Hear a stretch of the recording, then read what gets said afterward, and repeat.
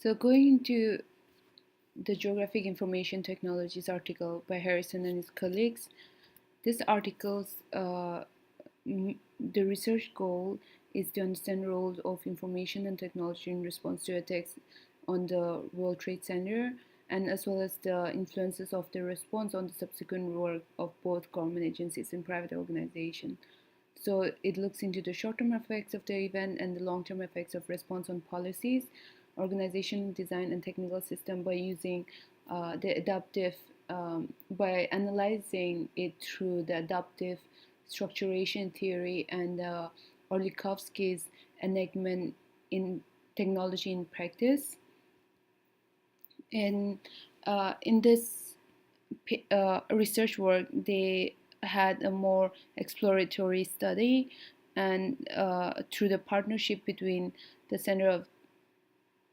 Technology in Government at University at Albany and the Urban Logic, a nonprofit organization. So they analyzed documents and recorded actions and events, and then there was a semi-structured interviews with open-ended questions, and the uh, interviews questions were prepared by teams of multiple field people from all different fields: sociology, uh, emergency preparedness, emergency management, and all other fields. So the respondents for the interviews were those people who worked at Pier 92, which was formed for the immediate response of uh, the World Trade crisis, and this happened between August 2002 and July 2003. They interviewed New York City officials, New York State officials, federal government officials, nonprofit agency representatives, and private sector executives. So this interview questions focus on the data needs and resources during the response period, and the ID and IT information technology used in the response, the relationship between the different participating organization, the pre-existing resources plans and programs effects on the response, and then the rules and laws on the ability to respond. So these interview questions were um, coded using a software for qualitative analysis, and they were coded into uh, one related to geographic information technology, and then the other material aspects of geographic information technology. So the coded key elements of structural framework were also used in existing, adapting, and improvised GIT resources, or their organizational change and the lasting effects of the crisis. So they looked into the pattern of technology enactment, which showed the inertia application and the improvisation through the analysis. So through the analysis, they find out that there has been structuration move from case 1, 2 to 3. So in case 1, we see that during this temporal phase, we see that it's the base map was used, and with the base map, uh, the participating data organization with data that could be used in the response team were used. So in case 1, the base city map, which was developed before the attack, was lost in the crisis, as the emergency operations center got um, affected by the disaster. So they got a base map from the New York City map, and the complete GIS network provided by Cities Parks Department. So the emergency mapping and data center was created after a few days of the attack, and it became an interagency and multinational organizational unit. The mapping were used on the base map. New data were used, and most of the participants were volunteers and people with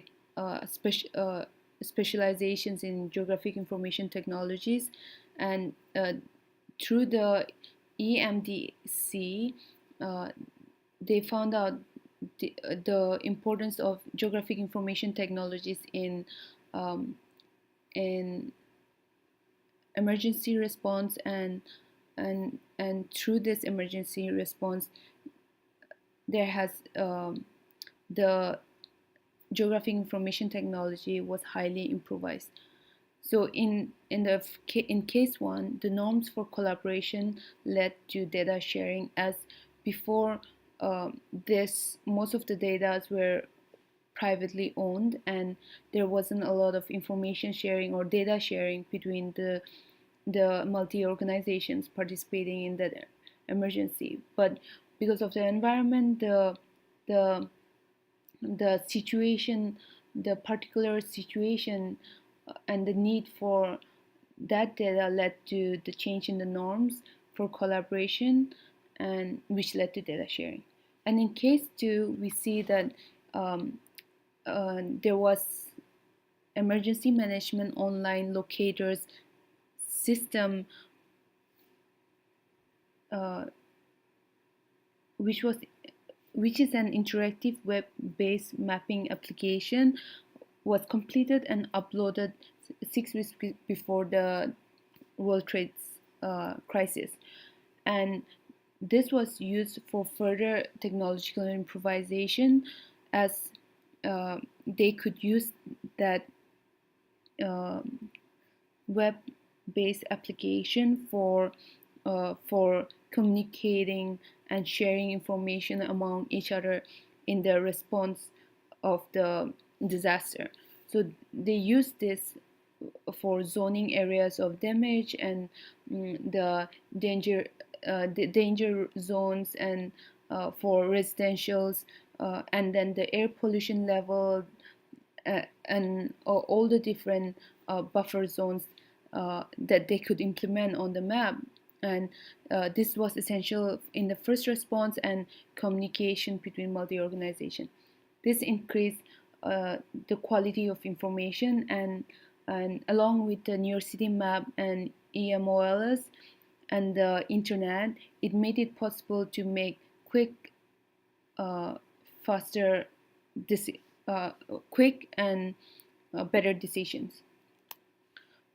And with the incorporation of LIDAR, which is a remote sensing tool for improvisation with physical topography of the scene, and uh, it really helped in developing the thermal data for firefighters as they were going there in ground zero, making analysis of the area, and then participating in the recovery and rescue process. So the LIDAR images are used for recovery efforts, and this enabled critical information of the scene to the fire departments at ground zero. And it took days to adopt by crisis managers because of the traditional barriers such as the finance policies and the legal side of it, and in state and local agencies related to digital data licensing and data management. So the New York City hired Earth Data System to respond to high-end data processing requirements, and the LIDAR became a critical decision-making tool. And the use of LIDAR, EMOLS, the New York City base map, um, all brought together the collaboration of the use of geographic information system and the remote sensing LIDAR in decision making due to the proximity of working in the crisis. So the proximity of working in the crisis, the need of data, the emergency need of data at that instant uh, led to the sharing of information, and then on top of that led to the improvisation of the technology that was used just for locating or just for map. So this study shows that the social structures, um, as in the technology in practice, the geographic information technology facilities which they had, and then the norms to crisis between the multi-organizations of the sharing of data, the sharing of expertise, the collaboration, and the requirements of the situation uh, led to the need of collaboration between this multi um, organizations, which led to the technology improvisation. So this need led to new mapping products improvised from combining New York City map and dispersed data set, and then the EMOLS interactive mapping application was also improvised using the combination of the base map, internet, and the interactive mapping application that has been newly introduced, and also the improvisation of the information by the use of LIDAR in interpreting the situation of the of ground zero. So this from Orlikovsky's technology in practice, we can see that there is a improvisation technology in practice in this case, as